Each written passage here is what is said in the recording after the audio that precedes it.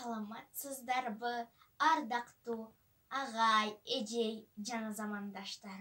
Кутмандуу күнүңүздөр менен урматтуу тил күйөрмандары.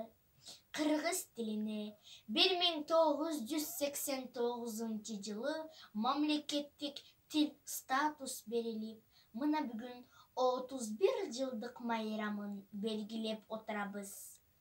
Биздин мектепте да мамлекеттик тилге болгон мамиле эң жакшы. Мындан ары да кыргыз тилин терең окуп үйрөнөбүз деп сиздерди ишентирип кетебиз.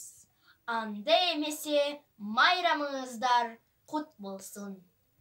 Кылымдардын кыяларын ашкан тилим, кыргыз деп карт тарыхка жазган тилим, кыркырып кайран бузуп душман келсе, кылычтай кыя кесип чапкан тилим, Алп Манас бабам бакай сүйгөн тилим, алоолоп ала тоодо күйгөн тилим, ак калпак ата журттун насибине асмандан энчи болуп тийген тилим.